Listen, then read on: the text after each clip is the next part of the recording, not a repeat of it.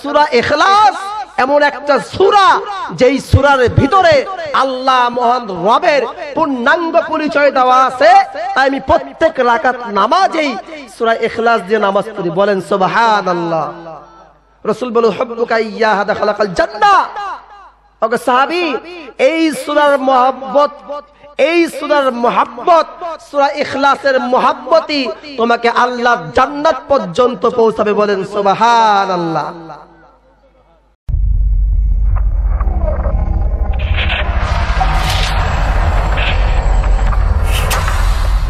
আউযু বিল্লাহি মিনাশ শাইতানির রাজীম। বিসমিল্লাহির রহমানির রহিম। কুল হুয়াল্লাহু আহাদ আল্লাহুস সামাদ لم يلد ولم يولد ولم يكن له كفوا أحد صدق الله وصدق رسول الله صلى الله عليه وآله وسلم। আলহামদুলিল্লাহ, আমি আপনাদের সামনে 114 সূরার একটি সূরা, সূরা আল ইখলাস তেলাওয়াত করার সৌভাগ্য অর্জন করেছি। সূরা আল ইখলাস যখন নাজিল হয়, মুফাসসিরে কেরাম বলেছেন একদল ইহুদি আসতো নবীজির সামনে, এসে বলল, ইয়া মুহাম্মদ সিফ লানা রাব্বাক। ইমাম ফখরুদ্দিন রাজি আলাইহির রাহমাতু ওয়ার রিদওয়ান বলেন, একদল ইহুদি আসলো সাউন্ড বাড়াও। তারা এসে বলল, ইয়া মুহাম্মদ সিফ লানা রাব্বাক, হে মুহাম্মদ সাল্লাল্লাহু আলাইহি ওয়াসাল্লাম, তুমি তোমার রবের পরিচয় বলো। যদি এতটুকু বলতো তাও ভালো ছিল। ইহুদি দল তারা আরো বলল, আবু আমিন যাহাবিন আও ফিদ্দাতিন আও খাসব, তোমার রব কি স্বর্ণের তৈরি না রূপার তৈরি নাকি কাঠের তৈরি? ইহুদিরা প্রশ্ন করল। আল্লাহ তাআলা এই সমস্ত লাল চামড়ার গোষ্ঠী তাদের দাঁত ভাঙ্গা জবাব দেওয়ার জন্য কিয়ামতের আগ তাক পর্যন্ত পৃথিবীর সমস্ত অমুসলিমদেরকে তাদের দাঁত ভাঙ্গা জবাব দেওয়ার জন্য 1400 বছর পূর্বে আল্লাহ এমন একটা চমৎকার সূরা নাজিল করলেন যেটা এনাফ। তখন আল্লাহ তাআলা ফাআনজালাল্লাহু সূরাতুল ইখলাস, সূরা ইখলাস নাজিল করলেন। এটা হলো একটা বর্ণনা। সামনে বাড়ি ইমাম ফখরুদ্দিন রাজি আলাইহির রাহমাতু ওয়ার রিদওয়ান তাফসীরুল কাবীর এর আরেক নাম হচ্ছে তাফসীর মাফাতিহুল গায়ব। এর মধ্যে 9টা ফজিলত নিয়ে আসছে। 10 নম্বরে তিনি 9টা ফজিলত বর্ণনা করে 10 নম্বরে সে একটা আমল দিছে। অতদূর যেতে পারবে কিনা জানি না, বিসমিল্লাহ করে শুরু করি। ইমাম ফখরুদ্দিন রাজি রাহমাতুল্লাহি আলাইহি তিনি বলেন, আকবালতু মা'আন নবী সাল্লাল্লাহু আলাইহি ওয়াসাল্লাম ফাসামি'a রাজুলুন ইকরাউ কুল হুয়াল্লাহু আহাদ। সাইয়েদুনা আবু হুরায়রা রাদিয়াল্লাহু তাআলা আনহু বলেন, একবার নবী করিম সাল্লাল্লাহু আলাইহি ওয়াসাল্লাম সহকারে আমরা পথ চলছিলাম। এক ব্যক্তি সূরা ইখলাস পড়ল, নবীজি বললেন ওয়াজাবাত, অর্থাৎ জান্নাত ওয়াজিব হয়ে গেছে। সাইয়্যিদুল মুহাদ্দিসিন আবু হুরায়রা রাদিয়াল্লাহু তাআলা আনহু বলেন, ইয়া রাসূলুল্লাহ সাল্লাল্লাহু আলাইহি ওয়াসাল্লাম, আমার পিতামাতা আপনার কদমে কুরবান হোক। সুবহানাল্লাহ। চিন্তা করছেন সাহাবায়ে কেরাম তাদের কি আদব কথা বলা। আর আমরা নবীজির ব্যাপারে, ওলিদের ব্যাপারে, সাহাবায়ে কেরামের ব্যাপারে আমরা কি শব্দ ইউজ করি, আর তাদের দেখেন, ইয়া রাসূলুল্লাহ সাল্লাল্লাহু আলাইহি ওয়াসাল্লাম, আপনার কদমে আমার পিতামাতা কুরবান হোক। আপনি বলুন কেন বললেন ওয়াজাবাত, জান্নাতে ওয়াজিব হয়ে গেছে? কার ব্যাপারে বললেন ওয়াজাবাত? কার জন্য জান্নাত ওয়াজিব হয়েছে আপনি বলুন। রাসূল করিম সাল্লাল্লাহু আলাইহি ওয়াসাল্লাম বললেন যে যেই ব্যক্তি একটু আগে বলল সূরা ইখলাস পড়লো, আল্লাহ এই ব্যক্তির জন্য জান্নাত ওয়াজিব করলো। বলেন সুবহানাল্লাহ। এইগুলো একটা। আরেকবার মসজিদের ভিতরে ইমাম ফখরুদ্দিন রাজি রাহমাতুল্লাহ আলাইহি এই সূরা ইখলাসের তাফসীরে চমৎকার একটা দোয়া নিয়ে আসছে। জীবনে শুনছেন কিনা জানি না, হতে পারে আজকেই প্রথম শুনবেন আমার মুখ থেকে। তিনি বলেন, রাসূল করিম সাল্লাল্লাহু আলাইহি সাল্লাম মসজিদে প্রবেশ করলেন, একজন সাহাবীয়ে রাসূল তিনি দোয়া করতেছে। কি দোয়া? দোয়া শুনে, এটা কোন দোয়া?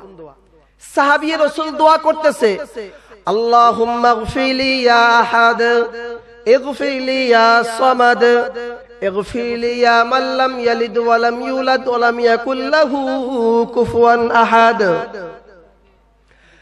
আল্লাহর রাসূলের সাহাবী যখন এই দোয়া শুরু করে দিছে, রাহমাতাল লিল আলামিন সাল্লাল্লাহু আলাইহি ওয়াসাল্লাম মসজিদের ভিতরে প্রবেশ করলেন। আল্লাহর রাসূলের সেই সাহাবী যখনই সূরা ইখলাস দিয়া দোয়া পড়তেছে, দোয়াটা আরেকবার শোনো মুসলমান। সাহাবী রাসূল বলল, আল্লাহুম্মা ইগফিরলি ইয়া আহাদ, ইগফিরলি ইয়া সামাদ, ইগফিরলি ইয়া মান লাম ইয়ালিদ ওয়া লাম ইউলাদ ওয়া লাম ইয়াকুল লাহু কুফুয়ান আহাদ। সরকারে দু আলম সাল্লাল্লাহু আলাইহি সাল্লাম নবী বলেন, গফারাল্লাহু লাকা, গফারাল্লাহু লাকা, গফারাল্লাহু লাকা সালাসা মাররাত। নবী করিম সাল্লাল্লাহু আলাইহি সাল্লাম বললেন, সাহাবায়ে কেরাম তোমরা সাক্ষী থাকো, এই ব্যক্তি এই মুহূর্তে যে দোয়া করলো সূরা ইখলাস দিয়া, আল্লাহ তাকে maaf করে দিছে, আল্লাহ তাকে maaf করে দিছে, আল্লাহ তাকে maaf করে দিছে। বলেন সুবহানাল্লাহ। এই সূরা ইখলাস দিয়া দোয়া পড়ছে, নবী করিম সাল্লাল্লাহু আলাইহি সাল্লাম বলতেছে আল্লাহ তাকে maaf করছে, maaf করছে, maaf করছে।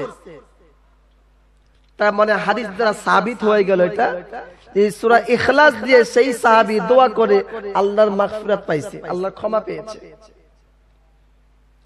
কানা রাজুলুম মিনাল আনসারি ইয়া উম্মুনা ইন আহবাবতুম ওয়া ইন কারহিতুম মা হামালাকা আলা লুসমিয়া হাদিস সূরা ফি কুল্লি রাকা।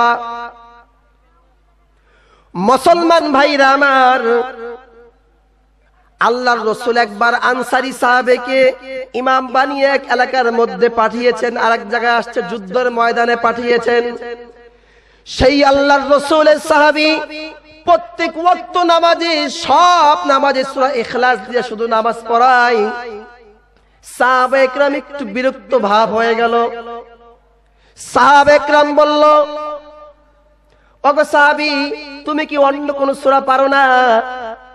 এইবার সেই আল্লাহর রাসূলের সাহাবী বলল, পারি, কিন্তু আমি এই সূরা দিয়ে নামাজ পড়াবো। ইন আহবাবতুম ওয়া ইন কারিহতুম, চাইলে তোমরা আমাকে রাখতেও পারো, ছাড়তেও পারো, তোমাদের ইচ্ছা।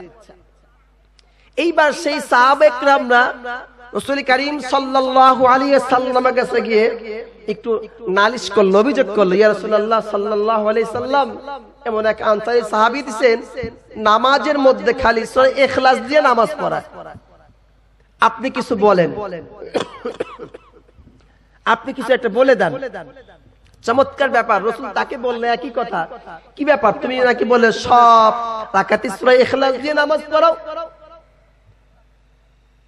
সেই সাহাবী বলল, ইয়া রাসূলুল্লাহ, আমি সূরা ইখলাসকে খুব মহব্বত করি, খুব ভালোবাসি, তাই আমি প্রত্যেক রাকাত নামাজে, চাচা উপরে আসেন প্লিজ, আসেন উপরে আসেন, আসেন আসেন। তো সেই সাহাবী রাসূল জায়গা তখন বলল এই কথা, বলল, হ্যাঁ ইয়া রাসূলুল্লাহ, আমি প্রত্যেক রাকাতে সূরা ইখলাস দিয়ে নামাজ পড়াই। রাসূল বলল, কেন, কারণটা কি?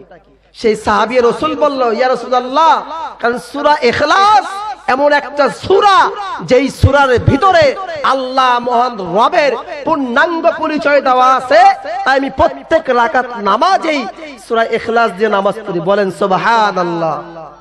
রাসূল বলল, হুব্বুকা ইয়্যাহা দাখালাকাল জান্নাহ। ওগো সাহাবী, এই সূরার মহব্বত, এই সূরার মুহাব্বত, সূরা ইখলাসের মুহাব্বতই তোমাকে আল্লাহর জান্নাত পর্যন্ত পৌঁছাবে। বলেন সুবহানাল্লাহ। এইবার ইমাম ফখরুদ্দিন রাজি রাহমাতুল্লাহি আলাইহি তিনি আরো একটা বলছেন, সূরা ইখলাসের তাফসীরে আরেকটা ফজিলত নিয়ে আসছে, এটা সবচেয়ে গুরুত্বপূর্ণ, এটার প্রতি মনোযোগ চাচ্ছি প্লিজ। একবার এক গ্রাম্য সাহাবী আসছে, এসে বলতেছে, ইয়া রাসূলুল্লাহ সাল্লাল্লাহু আলাইহি ওয়াসাল্লাম, যে আমি অনেক কামাই করি, ইনকাম করি, কিন্তু আমি বরকত খুঁজে পাই না।